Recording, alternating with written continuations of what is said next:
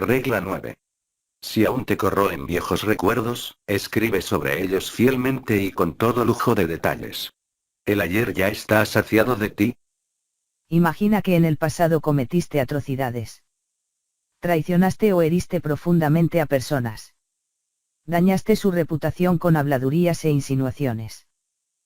Te llevaste el mérito por su labor. Les robaste material o anímicamente. Los engañaste. O imagina que, en vez de eso, has sido la víctima de actos como estos, y asumamos también que estás lo bastante curado de espanto como para tratar de no repetir la experiencia. En ambas circunstancias, como culpable y como víctima, lo que pasó en realidad y los recuerdos asociados evocaron miedo, culpa y vergüenza. ¿Por qué? En el primer caso te traicionaste a ti mismo. No jugaste como corresponde al juego a medio-largo plazo y ahora sufres las consecuencias. No eres la clase de persona de la que los demás eligen rodearse. Quizá incluso no seas la clase de persona de la que tú mismo quieres rodearte. En el segundo caso alguien te maltrató gravemente. No obstante, en cierto sentido, no importa si sufriste porque te saboteaste a ti mismo o por culpa de otros. Lo que sí importa es que no quieres que se repita. Si piensas en ese recuerdo, o si te viene a la mente espontáneamente y te inunda de terror, vergüenza y culpa, tiene un significado específico. Significa que caíste en un agujero, un pozo, para ser más exactos, o que te arrojaron a él.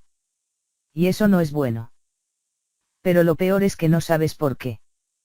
Quizá confiaste demasiado deprisa en otras personas. Quizá fuiste muy ingenuo. Quizá no quisiste verlo venir. Quizá te encontraste con una maldad genuina de otra persona o de ti mismo, y esa es la peor situación y la más difícil de superar. Pero a la hora de analizarlo, poco importa si te caíste o si te tiraron, al menos en lo que concierne a los sistemas emocionales que han aparecido durante la historia evolutiva y que ahora te protegen. Esos sistemas solo se preocupan de una cosa, de que no vuelvas a cometer un error. Las alarmas que activan dichas estructuras se basan en el miedo, aunque eso es quedarse corto.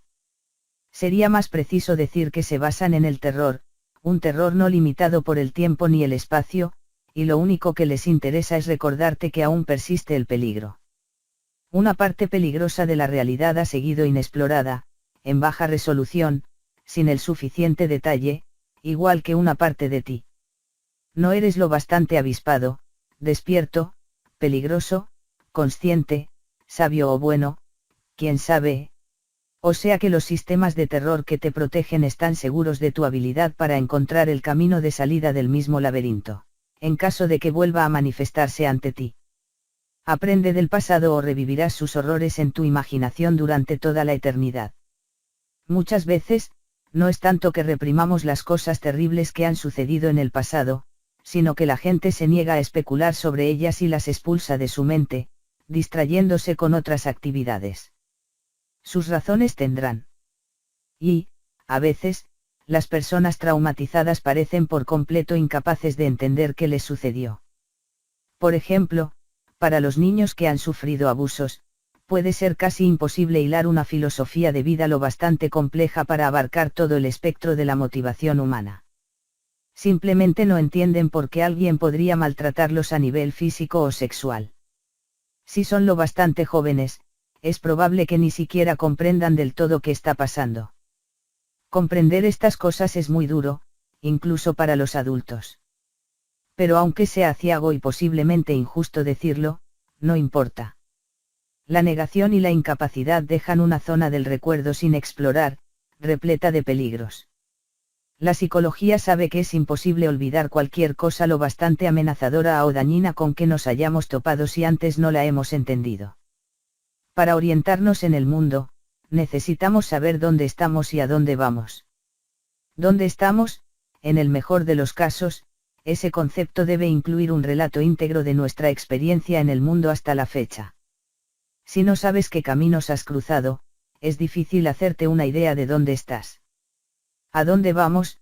Esa es la proyección de nuestro ideal definitivo, que no es para nada una mera cuestión de éxito, amor, riqueza o poder, sino el desarrollo del carácter que allana el camino de todos los resultados felices y previene los funestos.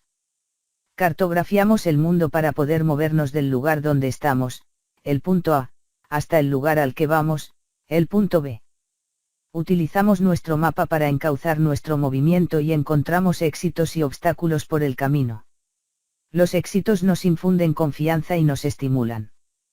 No solo nos acercamos a nuestro deseo final, sino que parecemos avanzar por el buen camino, y, por tanto, no solo avanzamos, sino que validamos el mapa. Los obstáculos y las caídas, en cambio, nos provocan ansiedad, nos deprimen y nos duelen. Dan fe de nuestra profunda ignorancia. Indican que no entendemos lo suficiente dónde hemos estado, dónde estamos y a dónde vamos.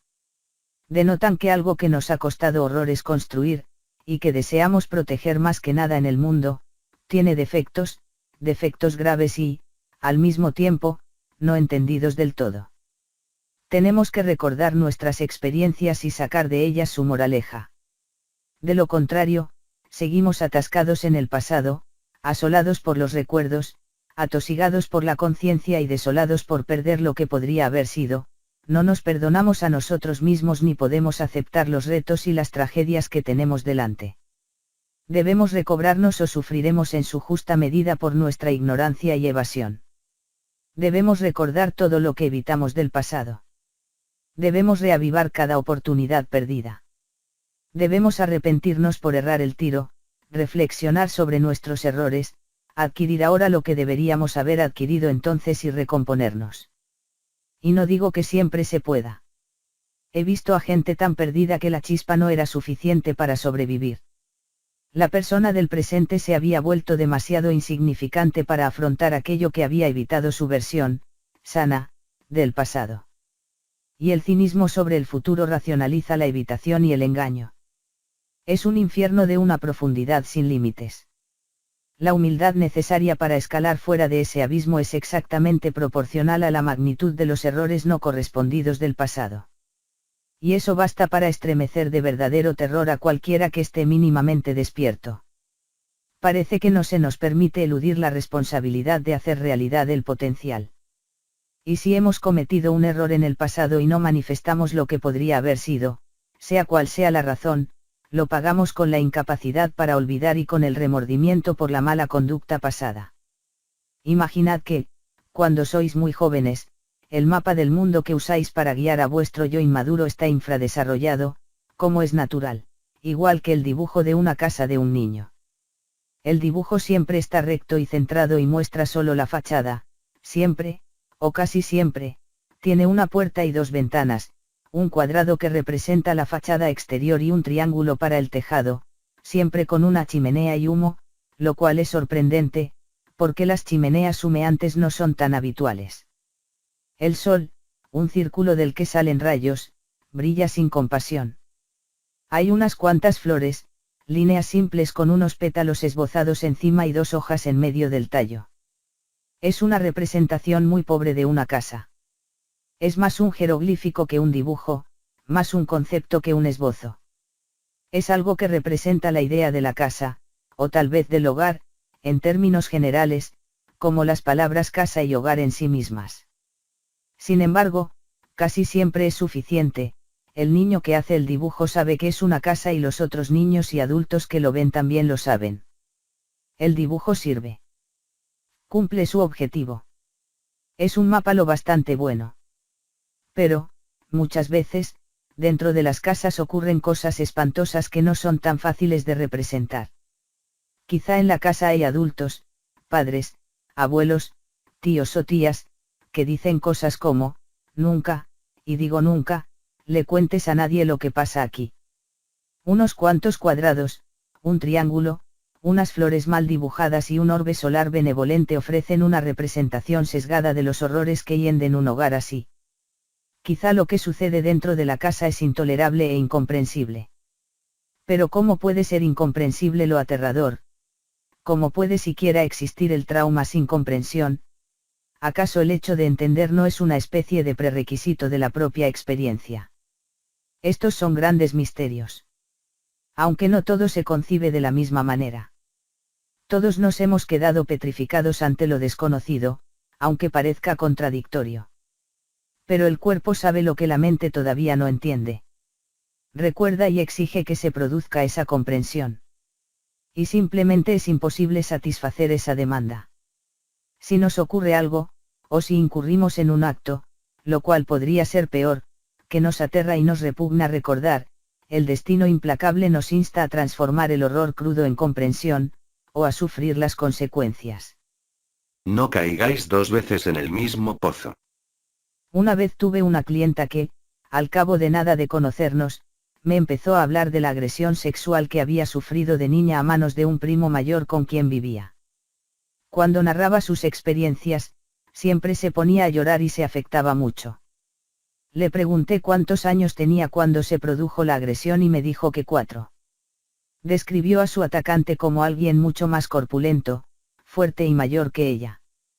Mientras hablaba, yo dejé volar mi imaginación libremente, dando por sentadas cosas que, a mi entender, o al entender de mi mente, se sobreentendían por la naturaleza de su descripción. Me imaginé las maquinaciones infames, sadistas y criminales de un adolescente mayor o de un joven adulto. Pero luego le pregunté qué diferencia de edad había entre ella y su agresor y respondió, 2 años. Tiene 2 años más que yo. Me cogió desprevenido de verdad. El retrato en mi mente cambió casi por completo. Le relaté lo que había estado imaginando, porque quería que supiera qué suposiciones había estado haciendo mientras me contaba su historia. Luego dije, como ya sabes, ahora eres una adulta hecha y derecha, desde hace tiempo. Pero me contaste la historia igual que me la habrías contado si tuvieras 4 años y los abusos aún estuvieran produciéndose, o al menos con muchas emociones idénticas. Y no cabe duda de que recuerdas a tu primo como alguien mucho más corpulento, fuerte y mayor que tú. Al fin y al cabo, un niño de 4 años ve a uno de 6 como si le llevara media vida de ventaja y, desde el punto de vista de ese niño, quizá más como un adulto. Pero tu primo tenía 6 años, era casi igual de niño que tú. Así que esta es otra forma de ver lo que pasó. Para empezar, piensa en los niños de 6 años que conoces ahora. Sabes que aún son inmaduros y que no se les puede exigir responsabilidades por sus actos igual que a los adultos, aunque quizá tampoco sean del todo inocentes. No estoy intentando minimizar la gravedad de lo que te pasó ni cuestiono la intensidad de tus emociones. Lo que sí te pido es que valores la situación como si descubrieras qué ha sucedido entre 2 niños que conoces ahora mismo. Los niños tienen curiosidad. Juegan a médicos. Y si los adultos que tienen cerca no les prestan la debida atención, esos juegos se pueden salir de madre. Te verías capaz de barajar la posibilidad de que no abusó de ti una fuerza invencible y maliciosa, como pensarías si te violaran hoy. Quizá la verdad es que tú y tu primo fuisteis niños supervisados de forma pésima. Los recuerdos que conservaba de sus vivencias de la niñez no habían cambiado mucho al crecer. Todavía experimentaba el terror de una niña de 4 años que está a merced de alguien lo bastante mayor para ser percibido como un adulto. Pero ahora que tenía 27 años, tenía que revisar ese recuerdo. Ya no corría el riesgo de que la volvieran a tratar así de forma obvia. Y la alivió muchísimo poder reinterpretar lo que había sucedido. Ahora podía considerarlo una posible consecuencia de la curiosidad sin supervisión adulta. Eso la hizo cambiar de opinión respecto a su primo, sus padres, la situación y ella misma. Pudo ver el hecho desde el punto de vista de un adulto, cosa que la liberó de buena parte del terror y la vergüenza asociados a los recuerdos, y lo hizo con una rapidez asombrosa. Decidió afrontar los horrores del pasado por voluntad propia y encontró una explicación causal mucho menos traumática, una que no la obligaba a ver a su primo como el culpable malicioso y fuerte, ni a ella como la víctima inevitablemente desamparada de dicha fuerza. Toda esta transformación tuvo lugar en una sola sesión. Esta es la fuerza que puede tener la historia sobre los horrores de nuestro pasado. Esta experiencia me suscitó un profundo dilema filosófico. Mi clienta llevaba décadas sin alterar los recuerdos que me refirió en la consulta, pero aquellos con los que salió habían cambiado drásticamente. Así pues, ¿cuáles eran los auténticos? Sería fácil alegar que su narración original se acercaba con más exactitud. A fin de cuentas, era la huella más directa que podría dejarse en el libro abierto de la mente de un niño de 4 años. No se había alterado mediante ninguna intervención terapéutica previa. Entonces, no era lo auténtico. También puede suceder que lo que un día significa una cosa pase a significar algo bastante diferente al siguiente. Es tan extraño que, al convertirnos en padres, entendamos mejor lo que motivó la conducta a todas luces inexplicable de nuestros padres, por ejemplo, y que recuerdo es más fiel, el retrato parcial de la motivación adulta que tenemos como niños, o los recuerdos revisados gracias a la madurez. Si son estos últimos, cosa que no parece carecer de lógica, y sin duda parecía cierto en el caso de mi clienta, ¿cómo puede ser que un recuerdo alterado se vuelva más fiel a la realidad que el original? Poseído por los fantasmas. Recuerdo a otro cliente que demostró una capacidad asombrosa para recordar y cambiar. Sus recuerdos estaban envueltos en un espeso halo de misterio y accedía a ellos más despacio, con mayor pasmo y dificultad.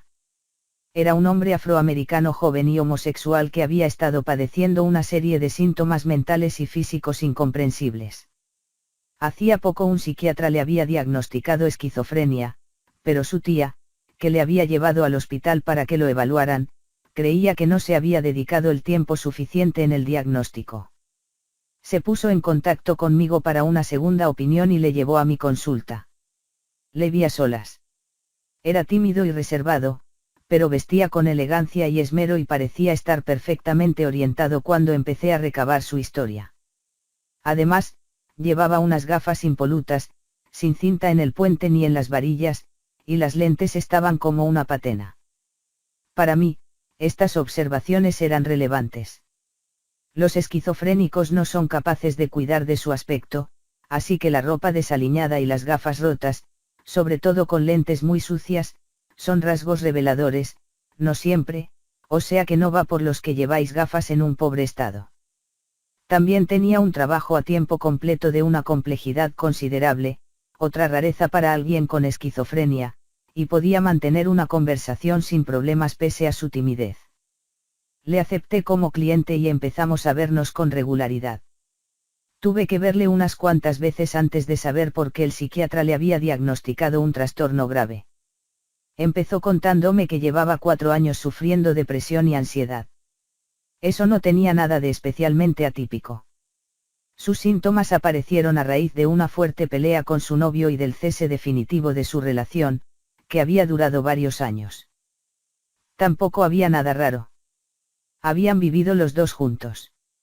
Su unión había sido importante para él a nivel emocional y práctico, y la disolución de una relación sentimental genera infelicidad y confusión a casi todo el mundo y, en las personas propensas a ello, puede ocasionar una ansiedad y una depresión más graves y duraderas.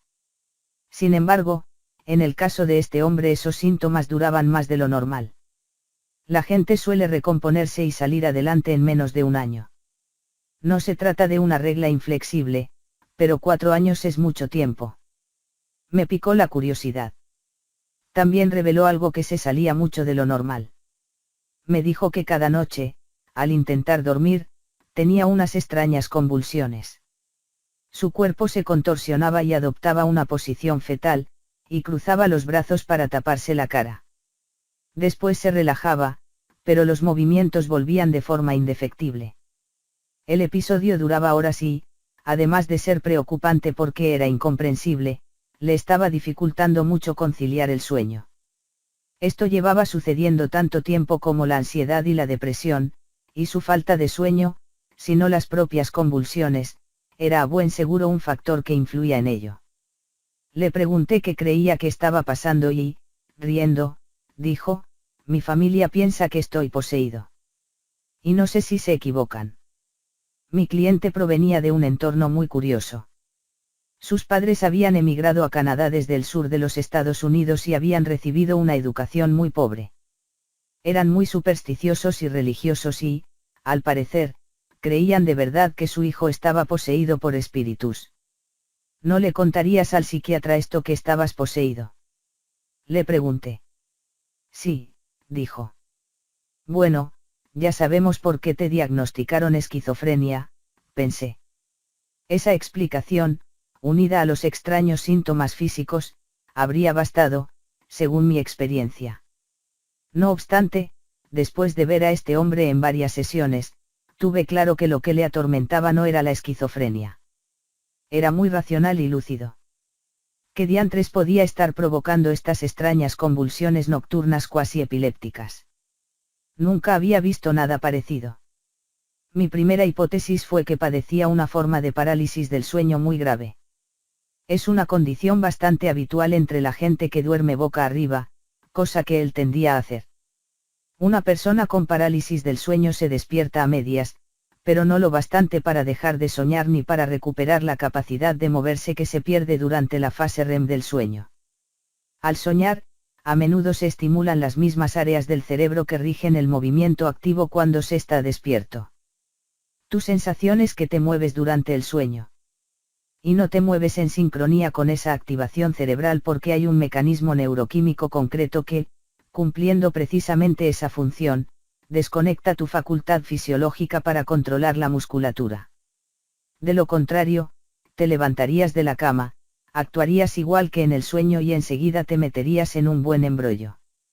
En un episodio de parálisis del sueño, el paciente se despierta lo suficiente para tener una consciencia parcial del mundo real, pero sigue en el estado de parálisis de la fase REM y sigue soñando.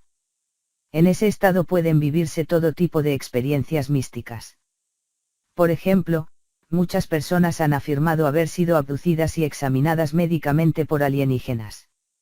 Este fenómeno nocturno más bien inexplicable, salvo la existencia de extraterrestres curiosos y con vocación quirúrgica, se ha achacado a esta condición de inmovilidad y a las fantasías a menudo extrañas y aterradoras que la acompañan. Mi cliente era bastante inteligente, culto y curioso, por lo que le di un libro titulado The Terror That Comes in the Night, el terror que llega de noche, que explica los extraños fenómenos que aparecen durante la parálisis del sueño. El autor, David Ufford, describe el terror nocturno al que alude el título como una variante de la experiencia de la vieja bruja, Old Hag, un término del folclore. Los que han vivido una experiencia como esta, hasta el 15% de la población, describen miedo y parálisis, sensaciones de asfixia y encuentros con entidades malignas.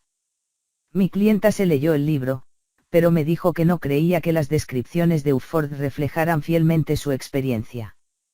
En general, pensaba lo mismo de la hipótesis de la parálisis del sueño.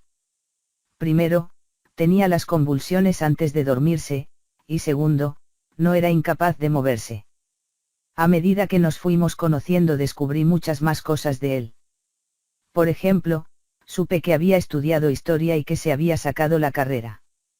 Descubrí que sus padres habían sido muy estrictos con él durante sus años de infancia y adolescencia.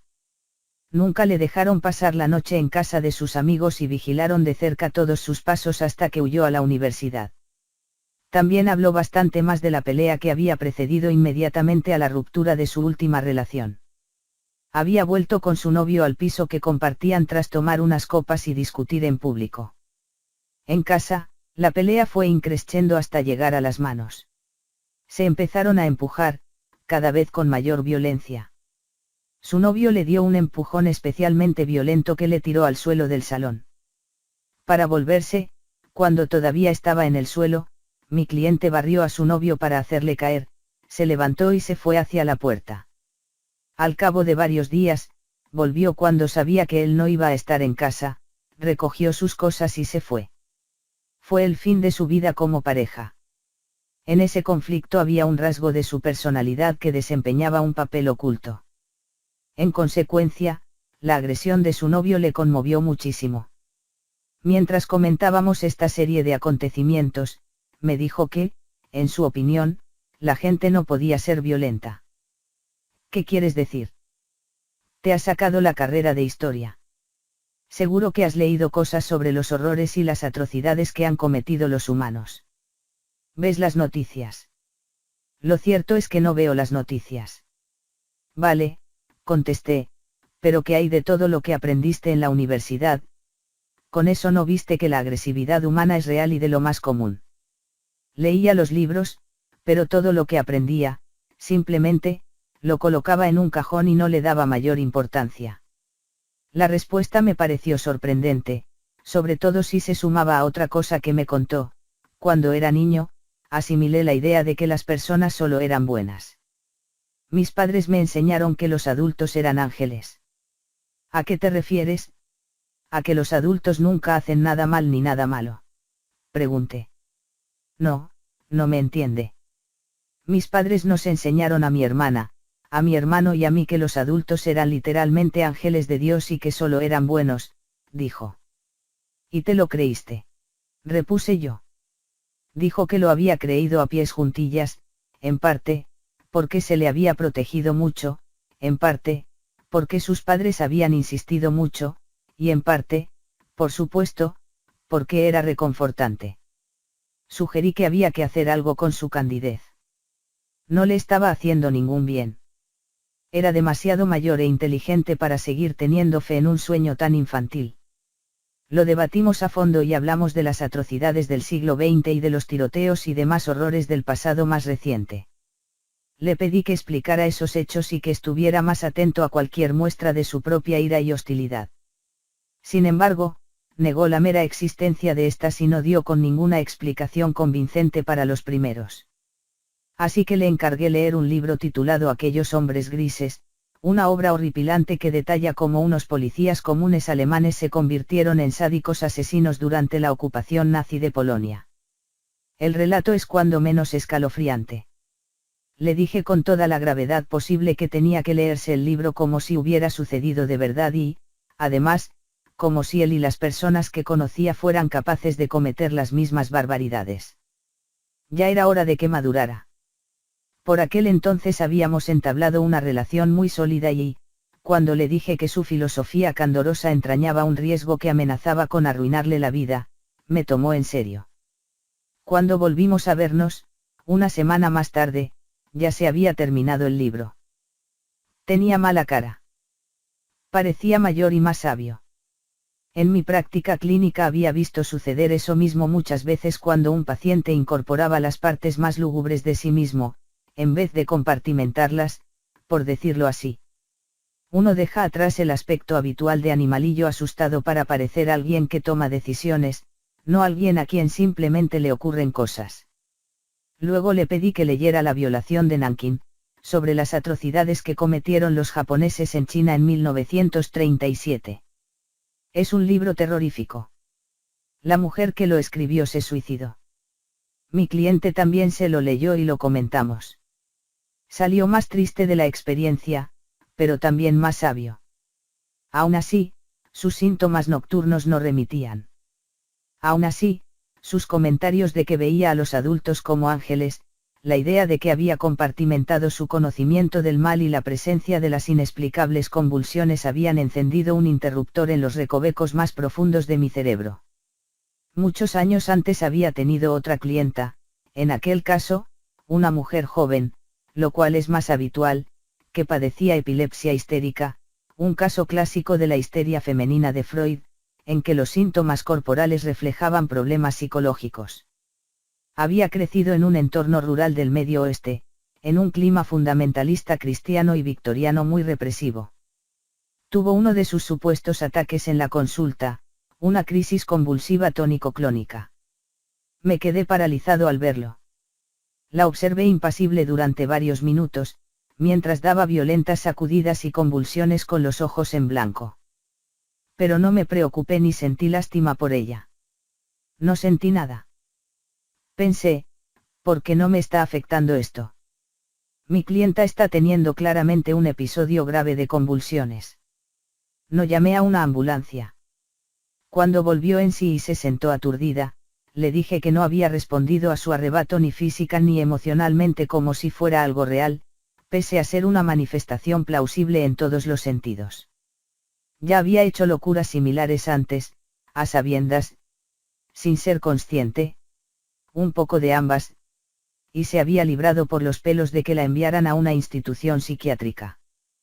También había corrido el peligro de que le diagnosticaran psicosis y le prescribieran la correspondiente medicación. Tuvimos varias conversaciones serias sobre lo que estaba haciendo. Le hice saber que no me creía su epilepsia, que la había vivido como falsa, aunque a ella le parecía muy real. Por cierto, le habían hecho pruebas para la epilepsia y los resultados habían salido dudosos. Por tanto, era plausible que fuera una persona que somatizaba, o que representaba físicamente sus síntomas psicológicos. Freud señaló que esta somatización era muchas veces simbólica, que la forma en que se manifestaba la discapacidad o la manía física guardaba una estrecha relación con el trauma que la había precipitado. Al parecer, su epilepsia histérica provenía de su ambivalencia e ignorancia respecto al sexo, de una considerable inmadurez infantil y de los peligrosos juegos a los que jugaba. En nuestras sesiones hicimos grandes progresos. No tenía ni un pelo de tonta y se impuso su parte más sabia. Sus ataques se acabaron, junto con su dramatismo igual de peligroso. Y lo que fue aún mejor, se salvó de acabar en un pabellón psiquiátrico y continuó su carrera universitaria. En cualquier caso, descubrí que la histeria de Freud existía porque acababa de trabajar con un caso. Empecé a barajar la hipótesis de que mi nuevo cliente también padeciese un trastorno de somatización. Yo sabía de la pelea que había puesto punto final a su última relación, justo antes de que aparecieran sus síntomas. Podía ser que sus extrañas convulsiones tuvieran alguna relación con ese suceso. A juzgar por sus explicaciones, también sabía que compartimentaba, es decir, que colocaba cosas en un rincón de su mente para no volver a pensar en ellas. Yo no tenía mucha experiencia con la hipnosis, pero sabía que las personas capaces de compartimentar solían ser muy fáciles de hipnotizar y que la técnica se había usado con cierto éxito, aunque hacía muchos años, para tratar trastornos de somatización. Freud usaba la hipnosis para tratar a sus clientas histéricas, que parecían ser numerosas durante la época victoriana, al menos entre la clase alta, y que estaban obsesionadas con lo sexual, lo teatral y lo dramático. Así que pensé que podía probar la hipnosis para tratar a mi cliente.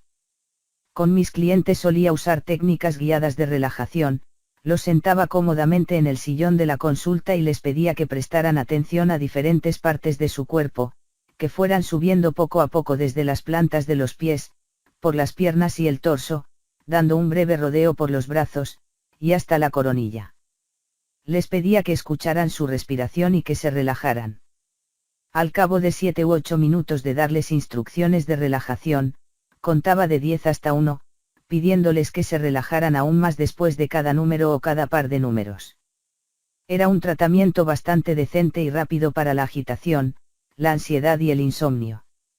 La hipnosis utiliza más o menos la misma técnica, pero añade preguntas sobre traumas pasados u otras cuestiones relevantes tras conseguir el estado de relajación.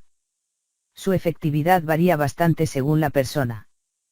Por eso los artistas que utilizan la hipnosis con miembros del público ponen a 20 personas en la primera fila del teatro, hacen unas sugerencias hipnóticas iniciales y solo se quedan con las pocas que obviamente responden a ellas. En todo caso, le dije a mi cliente que veía con buenos ojos la idea de hipnotizarle y hablar sobre la noche en la que se peleó con su novio. Le dije por qué, sugiriendo que sus movimientos nocturnos podían estar relacionados con ese suceso. Le conté exactamente cómo íbamos a hacerlo y que era libre de negarse o de aceptar. Pararía cuando me lo pidiera, si es que me lo pedía, y al terminar se acordaría de todo. Le pareció bien intentarlo, así que empecé: siéntate tranquilamente en la silla. Coloca las manos en los reposabrazos o en el regazo, como estés más cómodo. Cierra los ojos. Escucha con atención el mundo a tu alrededor y luego sumérgete en ti mismo, prestando atención a tu respiración. Inspira hondo. Aguanta la respiración. Expira. Ve bajando por el cuerpo, desde la boca a los muslos, las pantorrillas y los pies. Reposa los pies en el suelo con calma. Presta atención a los dedos y las plantas de los pies y a los tobillos y acuérdate de respirar hondo y despacio, con regularidad. Que toda la tensión te salga por los pies.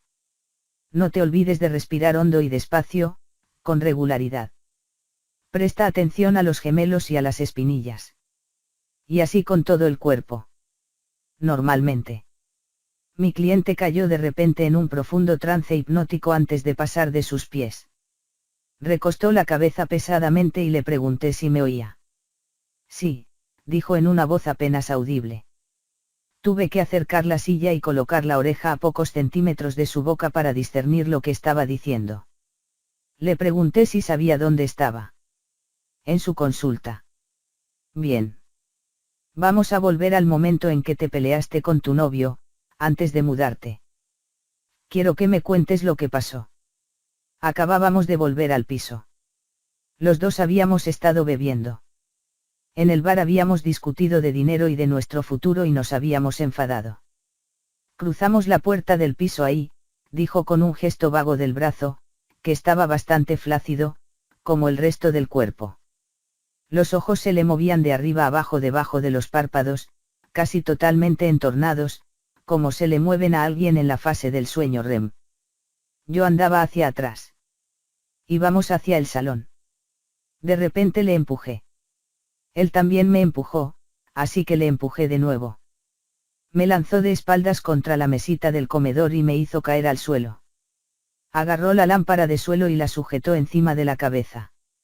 Le miré directamente a los ojos. No había visto nunca una expresión tan hostil. Me hice un ovillo y me cubrí la cabeza con los brazos para protegerme. Lo dijo todo muy despacio, gesticulando con ligereza y torpeza, apuntando a una zona del piso que estaba imaginando. Lo curioso es que parecía estar reviviendo la experiencia en tiempo real. Eché un vistazo al reloj. Entre la explicación, la preparación, la relajación y la lenta narración se había consumido la hora que solían durar nuestras sesiones. Dije, no te quiero presionar demasiado. Se nos acaba el tiempo. Cuando estés preparado y tranquilo, puedes abrir los ojos y despertarte del todo. Podríamos seguir la semana que viene. No respondió. Su cabeza seguía inclinada hacia adelante y los ojos no paraban de moverse. Le llamé por su nombre, pero no reaccionó. Me preocupó, la verdad. Nunca había oído hablar de alguien que no saliera de un estado de trance cuando se le instaba a hacerlo. No sabía muy bien qué hacer. Tuve la suerte de que era el último cliente que consultaba esa tarde, así que tenía cierto margen. Pensé, pues parece que está en un profundo trance y muy inmerso en la historia. Quizá necesita contarlo todo. Continuemos y veamos qué pasa. Cuando termine de hablar, intentaré volver a llamarle. Salí al vestíbulo para hablar con su tía, que estaba esperando, y la informé de que necesitábamos un poco más de tiempo. Volví a la consulta y me senté otra vez, igual de cerca que antes. Dije, ¿y qué pasó luego? La expresión de su cara.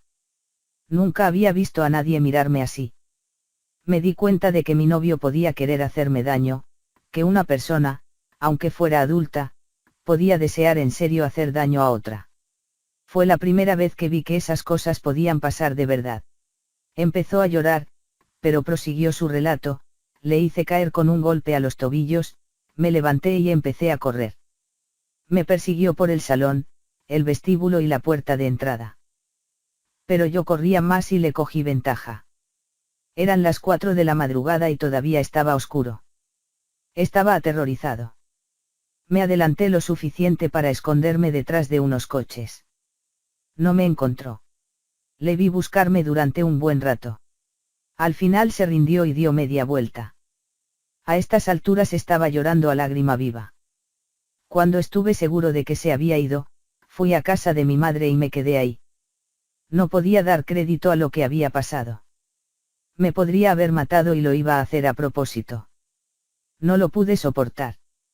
Lo aparté de mi mente y traté de no volver a pensar en ello. Cayó en un silencio.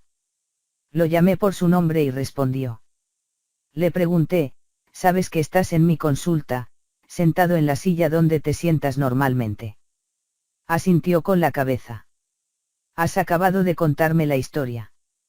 Respondió con un sí y dije, lo has hecho bien. Fuiste muy valiente al vivir todo eso. ¿Estás listo para abrir los ojos? Dijo que sí lo estaba. Tómate tu tiempo. Cuando estés preparado, despiértate del todo poco a poco. Te sentirás relajado y bien. Recordarás todo lo que me acabas de contar y todo lo que ha pasado. Asintió y, al cabo de unos momentos, abrió los ojos. Le pregunté qué había pasado, qué recordaba. Relató brevemente los hechos de la tarde, incluida nuestra charla inicial sobre la hipnosis. Luego invité a entrar a su tía y le dije que necesitaba descansar en casa con alguien que velara por él, porque la sesión había sido intensa. Los adultos no eran ángeles y las personas no solo podían hacerse daño unas a otras, sino que podían desear herirse con todo su corazón. Pero mi cliente no sabía qué hacer con esa información, pues sus padres le habían protegido y engañado, y él había permitido seguir ciego con su compartimentación. A pesar de eso, los elementos inarticulados de su existencia representaron dramáticamente, y, por tanto, le recordaron, tanto el ataque frustrado como, en un sentido más amplio, todo lo malo que implicó esa tentativa. Se sentía forzado a replicar precisamente los movimientos corporales que había hecho para defenderse durante la pelea con su novio. La semana siguiente, mi cliente no se presentó a la sesión. Pensé, Dios, quizá le he hecho demasiado daño. Sin embargo, a la semana siguiente llegó a la hora. Se disculpó por faltar a la sesión anterior, pero dijo que había estado muy afectado y que no había encontrado las fuerzas para venir, o incluso para contactar conmigo. Le pregunté por qué y dijo, al día siguiente de vernos, estaba en un restaurante del centro y vi a mi exnovio. Fue una misteriosa coincidencia. Siguió diciendo, me turbó mucho, la verdad, aunque no pasó nada y me calmé en un día o dos. ¿Y sabe qué? ¿Qué? Esta semana solo he tenido convulsiones una noche. Y solo duraron unos minutos. Estupendo. Es realmente estupendo. ¡Qué alivio! ¿Qué crees que ha cambiado? Dije. Lo que de verdad me superó de esa pelea no fue el desacuerdo por qué futuro queríamos. No fue el contacto físico ni los empujones. Fue ser consciente de que realmente había querido hacerme daño. Lo vi en sus ojos. Su mirada me horrorizó de verdad. Me superó. Pero ahora lo entiendo mejor. Le pregunté si podía hipnotizarle otra vez. Está claro que estás mejor, pero quiero asegurarme de que lo destapamos todo. Aceptó y empezamos. Cayó en un estado de trance con la misma facilidad. Pero esta vez resumió la historia. Relató todo lo sucedido en 15 minutos, no en los 90 que había necesitado en la otra ocasión. Había sintetizado lo importante, el hecho de que estuvo en peligro, el hecho de que alguien había querido lastimarle, el hecho de que había podido defenderse, el hecho de que el mundo era un lugar habitado por demonios, por decirlo así, igual que por ángeles. Cuando le pedí que saliera del trance igual que la otra vez, abrió los ojos casi en el acto. Estaba calmado y del todo consciente. Su condición cambió radicalmente. Volvió a la semana siguiente y dijo que sus síntomas habían desaparecido por completo. Ya no tenía más convulsiones ni creía en la bondad inmaculada de la humanidad. Había madurado y afrontado la realidad de su propia experiencia, así como la naturaleza del mundo. Fue digno de ver. La aceptación consciente de que existe la maldad le curó un sufrimiento que había durado años. Entendió y admitió una cantidad suficiente de los posibles peligros que le rodeaban para recorrer el mundo con las necesarias garantías. Eso que había aprendido pero se había negado a asimilar ya no necesitaba forzar su entrada a través de una manifestación dramática y física. Convirtió lo que ahora sabía en parte de su personalidad, en parte del mapa que le guiaría en sus actos subsiguientes, y se liberó de los fantasmas que le subyugaban. Maldad incomprendida. En otra ocasión ayudé a un joven que había sido víctima de un acoso terrible en su primer curso de formación profesional. La primera vez que vino a verme apenas podía hablar y estaba tomando una dosis elevada de un antipsicótico. Cuando se sentó en la silla de mi consulta, delante del escritorio, empezó a mover las manos arriba y abajo y a sacar los codos de una forma muy anormal y mecánica. Cuando le pregunté qué estaba haciendo, me dijo que intentaba ahuyentar las líneas. Resultó que veía ante sí imágenes geométricas de algún tipo y sentía la obligación de manipularlas. Nunca llegué a entender del todo qué significaba, solo sabía que estaba en un mundo propio. Trabajé con él varios meses y lo hice de una forma más estructurada que antes, pues había ido adquiriendo los recursos para ello. Cuando empezamos a trabajar juntos, este cliente solo podía comunicar un poquito, pero fue suficiente para echar el balón a rodar. Una chica del centro donde estudiaba se había quedado prendada de él, pero él le dijo que no sentía lo mismo. Ella se lo tomó muy a pecho y se propuso convertir su vida en un infierno. Difundió rumores sobre sus hábitos sexuales y animó a algunos de sus amigos a amenazarle físicamente en el colegio. Instó a las personas que tenía bajo su influjo para que le humillaran sin pausa ni compasión. Notando su angustia, sus padres alertaron al centro, pero no se hizo nada para poner freno al tormento. Sin poder o sin querer tolerar la creciente presión de grupo, sus amigos lo abandonaron. Empezó a derrumbarse y, a medida que su comportamiento fue haciéndose más extraño, su estatus de marginado cristalizó. Y se vino abajo. Le pedí que me contara con pelos y señales qué pasaba y que se remontara mucho para dar la respuesta. Quería entender qué le hizo vulnerable, si es que había algo, a la situación en que se encontraba, y qué había pasado exactamente mientras su admiradora no correspondida le atosigaba. Y lo planeé de forma que pudiera escribir y hablar, o mejor dicho, de forma que pudiera hablar sobre lo que escribía. Mis colegas y yo habíamos ideado un ejercicio de redacción en línea para proveer de una estructura útil a los que se sumergían en su pasado e intentaban comprenderlo. Le pedí a mi joven cliente que lo intentara. Como estaba demasiado desmotivado y perdido para completar el proceso en casa, le hice escribir en la consulta. Le senté en mi ordenador y le pedí que me leyera cada pregunta del ejercicio en voz alta antes de escribir la respuesta. Después también le pedí que leyera la respuesta en voz alta. Si yo no entendía algo de lo que había escrito o consideraba que hacía falta más detalle, le sugería que aclarara las cuestiones escribiendo más y leyéndome las modificaciones. El ejercicio empezaba pidiéndole que dividiera su vida en épocas clave, secciones de su pasado que se podían clasificar de forma natural por unidades o temas.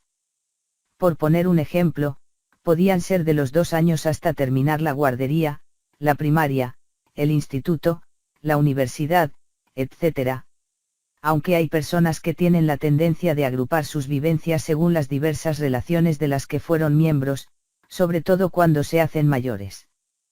Tras subdividir el pasado como quisiera, el ejercicio le pedía que identificara experiencias clave de cada una de esas épocas, sucesos que, vistos en retrospectiva, le podrían haber moldeado como persona, para bien o para mal.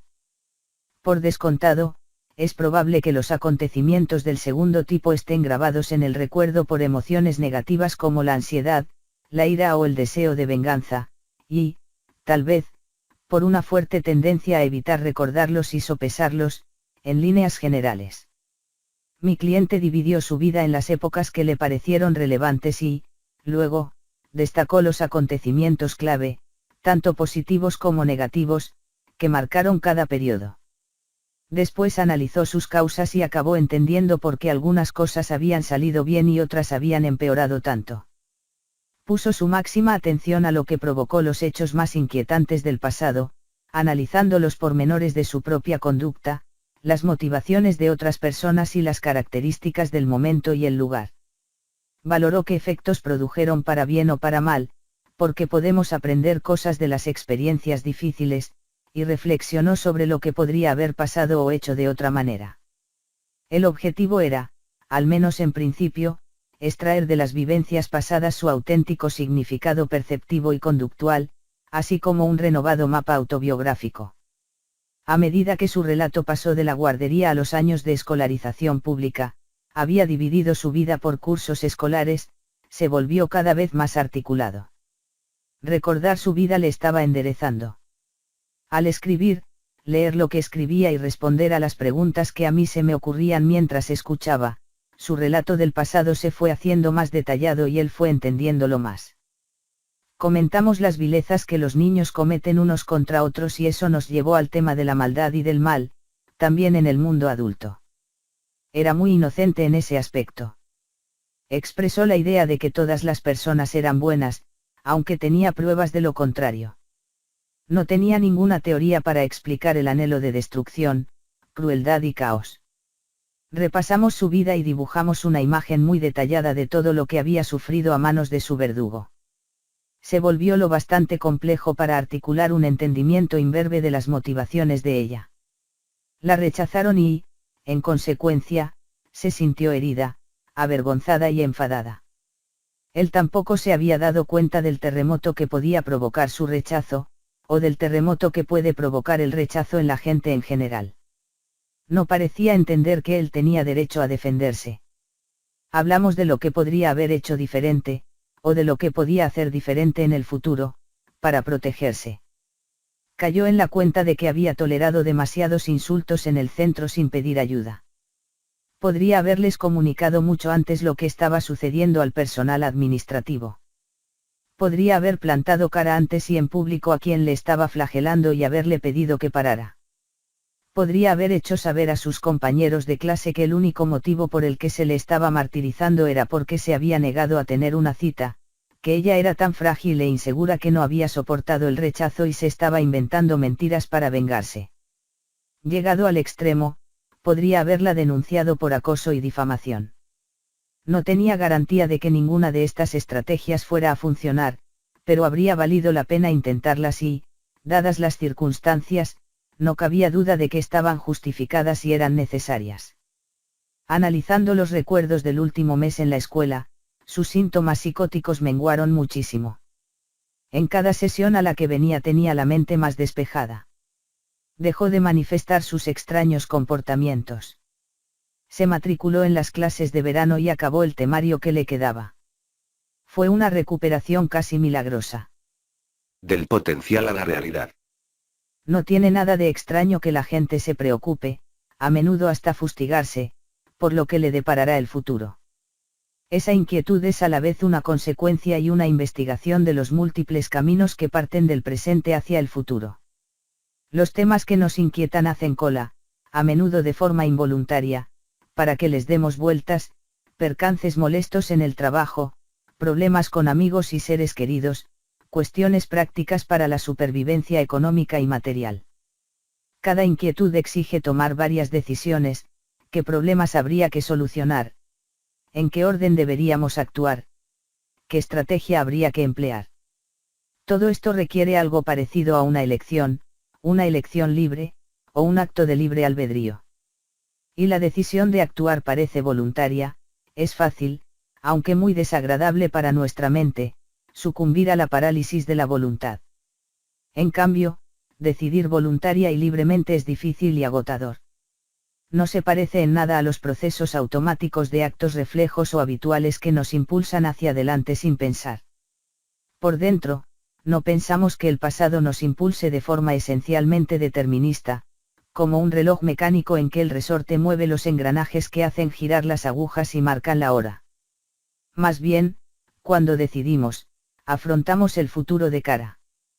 Parecemos destinados a afrontar una especie de potencial sin formar y a determinar cuál acabará siendo el presente, y luego el pasado.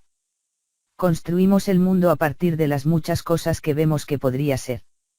Hacerlo podría ser el fin principal de nuestro ser, y quizá del ser en sí mismo. Afrontamos una infinidad de posibilidades, de diversas realidades, todas casi tangibles, y, al elegir un camino en vez de otro, reducimos ese abanico a una sola realidad. Así, conseguimos que el mundo pase de transformarse a ser. Es el misterio más insondable de todos. ¿Qué es ese potencial que afrontamos? ¿Y cuál es nuestra extraña habilidad para moldear esa posibilidad y convertir en algo real y concreto lo que, en cierto sentido, empieza siendo solo imaginario? Esto se suma a otra cosa que quizás sea igual de importante, aunque parezca imposible, dada la propia improbabilidad del rol que parecemos desempeñar a la hora de configurar la realidad. Nuestras elecciones no solo cumplen un papel determinante para transformar la diversidad del futuro en la realidad del presente, sino que, siendo más específicos, la moralidad de nuestras elecciones desempeña ese papel. Los actos basados en el deseo de asumir responsabilidad, mejorar las cosas, evitar la tentación y afrontar lo que preferiríamos evitar, actuar con voluntad, coraje y sinceridad. Estas cosas hacen que lo que acaba materializándose sea mejor en todos los sentidos que lo que deriva de la evasión, el rencor, la búsqueda de la venganza o el deseo de que reine el caos.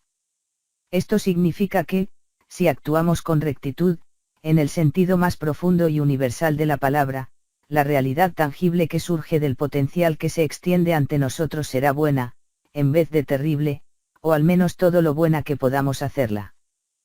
Todo el mundo parece saber esto. Nuestra conciencia nos remuerde a todos por aquello que sabemos que deberíamos haber hecho pero no hicimos. A todos nos fustiga por igual eso que hicimos pero que sabemos que no deberíamos haber hecho. ¿Acaso no es una experiencia universal?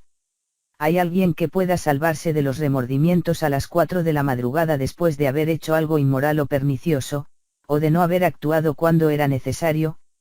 ¿Y de dónde vienen esos remordimientos implacables?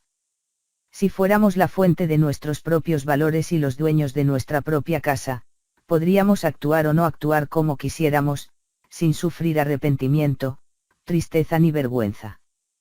Pero no he conocido nunca a nadie que lo consiga. Incluso las personas más psicopáticas parecen al menos tener ganas de ocultar sus fechorías bajo un mar de mentiras, cuya profundidad es directamente proporcional a la gravedad de la falta en cuestión. Al parecer, incluso los más malvados deben encontrar algo que justifique su maldad. Si no nos exigimos a nosotros mismos un nivel de responsabilidad, las otras personas considerarán que no tenemos principios ni integridad. Y la cosa no acaba ahí.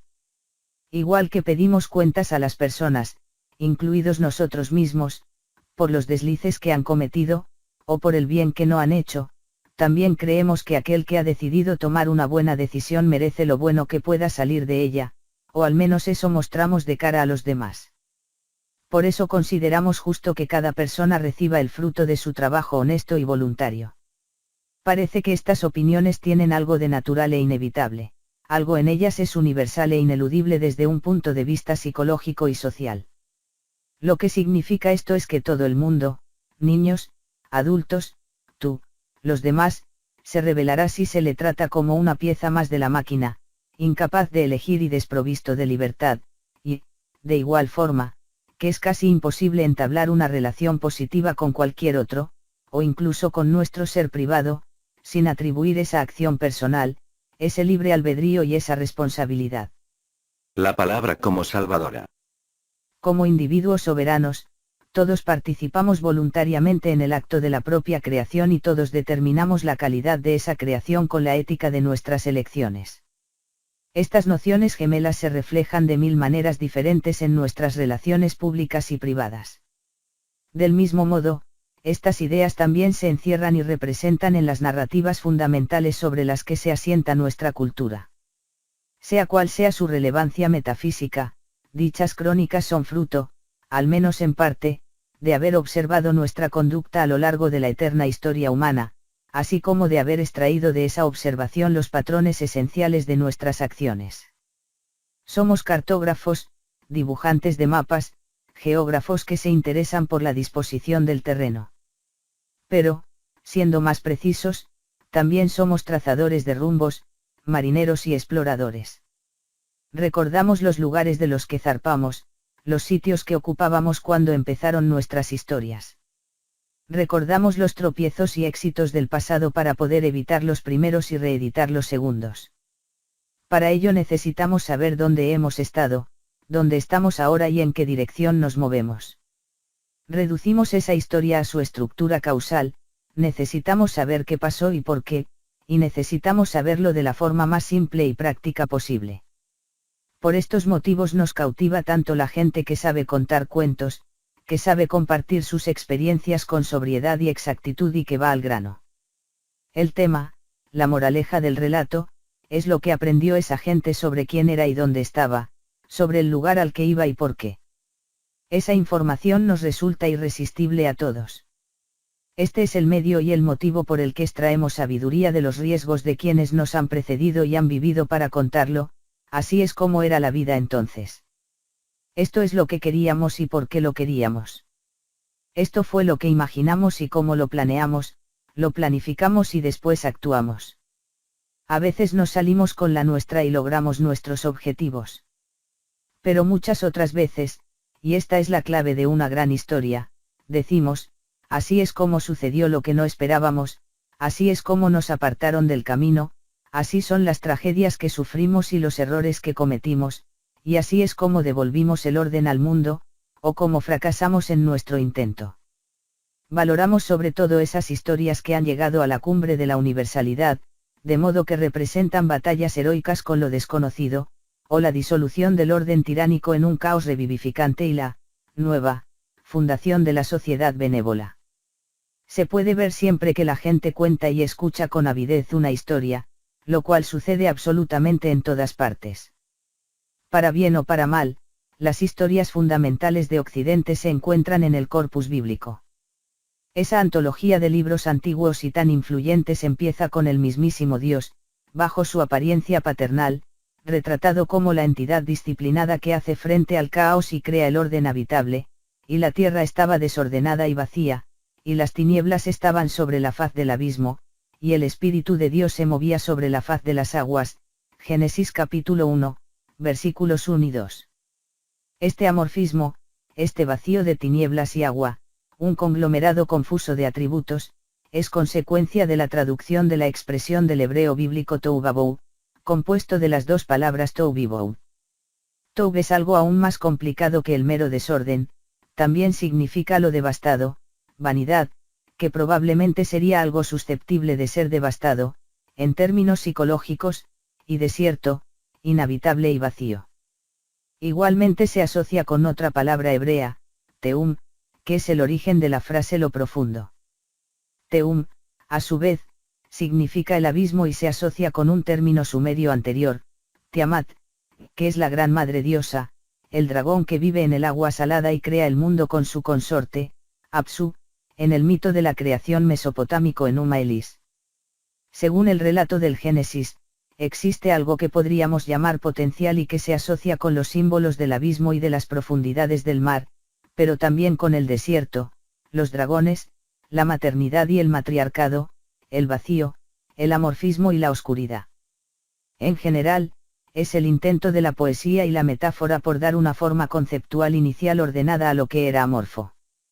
El abismo es lo que aterra, lo que hay al final de la tierra, aquello a lo que nos asomamos cuando contemplamos nuestra mortalidad y fragilidad, lo que nos desbarata la esperanza. El agua es profundidad y la mismísima fuente de la vida. El desierto es un lugar de abandono, aislamiento y soledad, así como el interregno entre la tiranía y la tierra prometida. El dragón es el antiguo símbolo del depredador, el pájaro serpiente gato que trepa a los árboles y escupe fuego, acechando siempre en el bosque que hay tras los confines conocidos de la tribu y del pueblo. También es el leviatán oculto en el agua salada, en las profundidades, el monstruo terrible a cuya derrota alude Jehová en Job capítulo 41, versículos 25 al 34 y en muchos otros apartados del Antiguo Testamento. Dios tiene un atributo, una persona alternativa, una facultad o un recurso que le ayuda, o en quien confía, a afrontar la posibilidad y el vacío. Se trata de la palabra, desde el punto de vista cristiano, aunque sería más bien la capacidad de hablar, sea cual sea el sistema religioso, judío o cristiano. En el Génesis se remarca continuamente la importancia del habla. El acto de la creación de cada día comienza con la fórmula y dijo Dios, con un énfasis adicional en el hecho de invocar, y llamó Dios. Los 7 días de la creación empiezan así, y dijo Dios, sea la luz, y fue la luz. Y vio Dios que la luz era buena, y separó Dios la luz de las tinieblas. Y llamó Dios a la luz día, y a las tinieblas llamó noche. Y fue la tarde y la mañana un día. Génesis capítulo 1, versículos 3 al 5. Casi después de revelarse Dios por primera vez, de sus actos creativos y de la creación inicial, es decir, tan pronto como lo conocemos, crea a los seres humanos.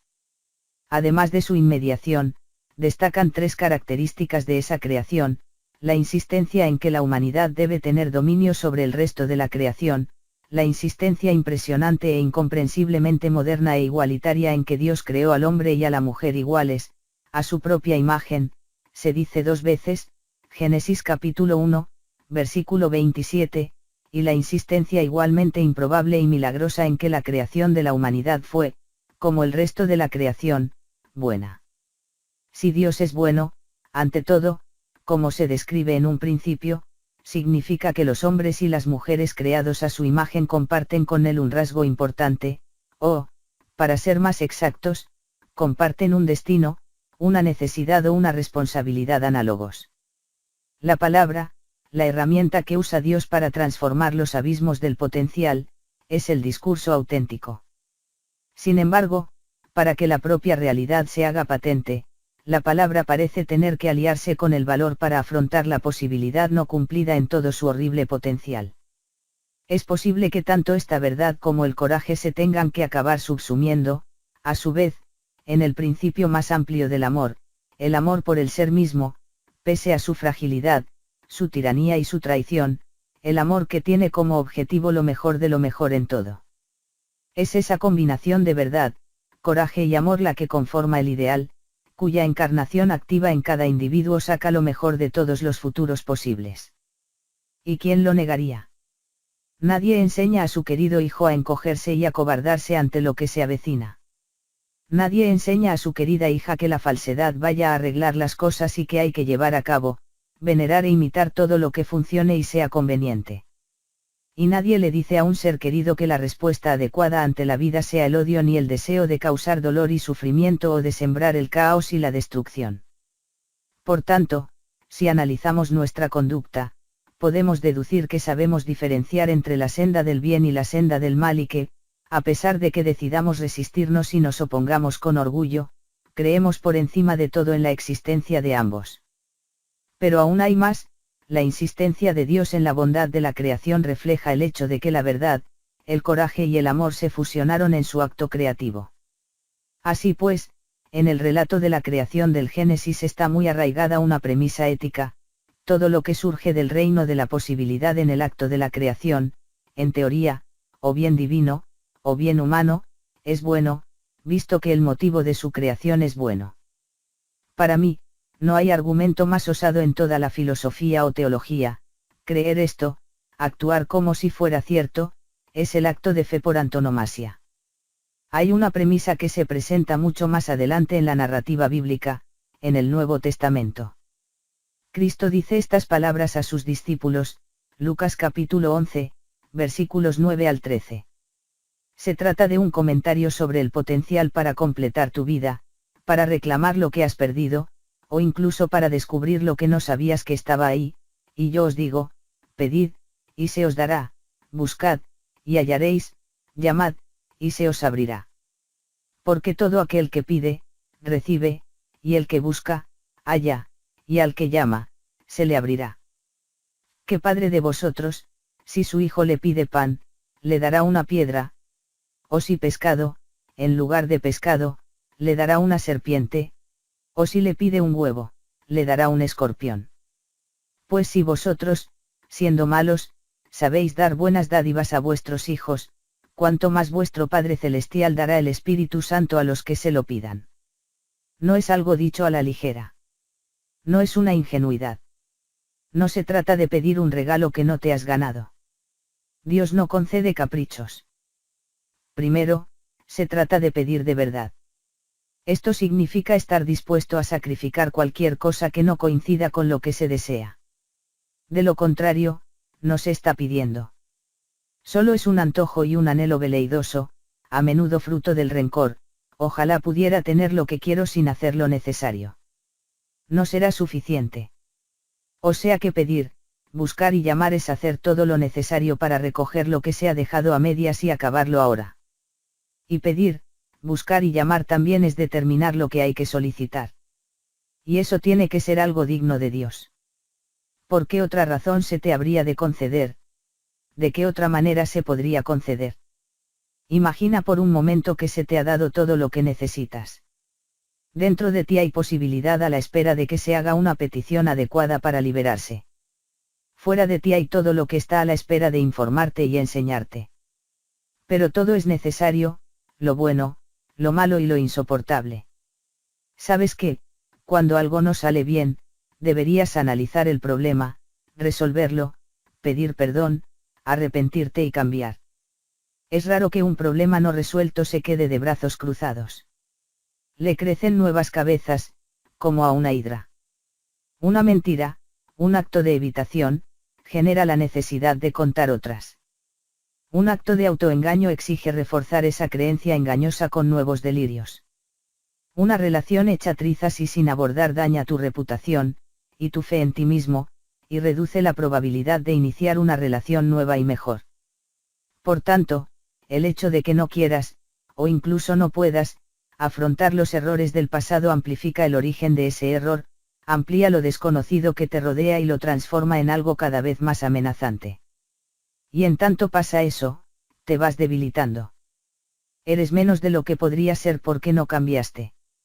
No te convertiste en quien te podrías haber convertido con ese cambio, y lo que es peor, con tu propio ejemplo, te has demostrado a ti mismo que es aceptable dar media vuelta, por lo que tienes más posibilidades de caer en el mismo error en el futuro. Y lo que no quisiste afrontar ahora se ha agrandado. No te interesa quedar atrapado en este tipo de proceso causal, en este tipo de bucle de retroalimentación positiva. O sea que tienes que confesarte, al menos a ti mismo, y arrepentirte, al menos en tu fuero interno. Y tienes que cambiar, porque estabas equivocado. Y debes ser humilde y pedir, llamar y buscar. Esa es la gran barrera a la iluminación de la que, en principio, todos somos capaces. Con esto no quiero decir que sea fácil reunir el coraje necesario para afrontar todos los horrores de la vida. Pero la alternativa es peor. Transformar el caos en orden es nuestro destino. Si no se ha puesto orden al pasado, sigue siendo un caos que nos acecha. Hay información vital, que dormita en los recuerdos y que nos afecta negativamente. Es como si parte de la personalidad siguiera latente en el mundo exterior y solo se manifestara en momentos de desequilibrio emocional. Lo traumático pero inexplicable denota que, en un aspecto vital, el mapa del mundo que guía nuestra navegación es insuficiente. Si no queremos que el pasado siga atormentándonos, hemos de entender en suficiente medida lo negativo para poderlo esquivar cuando nos adentremos en el futuro. Y lo que tiene un poder curativo no es expresar la emoción asociada con hechos desagradables. Es erigir una teoría causal sofisticada, porque estaba en peligro. ¿Qué tenía de peligroso el mundo? ¿Qué estaba haciendo o dejando de hacer para contribuir a mi vulnerabilidad? ¿Cómo puedo cambiar la jerarquía de valor que ocupo para tener en cuenta lo negativo y poderlo ver y entender? ¿Qué parte del viejo mapa debo dejar desmoronarse y arder, con todo el dolor que genera ese tejido muerto, antes de poder cambiar lo suficiente para tener en consideración todo mi campo de experiencia? Tengo fe para decir adiós a lo que debe morir y permitir que aflore una personalidad nueva y más inteligente. En gran medida, somos aquello que damos por sentado. Estructura nuestro mundo. Cuando se cuestionan las máximas fundamentales de la fe, la gente es eminentemente buena, los cimientos tiemblan y las paredes se derrumban. Tenemos 1000 razones para no afrontar la cruda realidad. Pero averiguar que está, y estaba, claro y perfectamente entendido solo nos puede proteger. Si estás sufriendo por recuerdos que no dejan de atormentarte, existen posibilidades que podrían ser tu propia tabla de salvación, a la espera de ser descubiertas. Si aún te corroen viejos recuerdos, escribe sobre ellos fielmente y con todo lujo de detalles.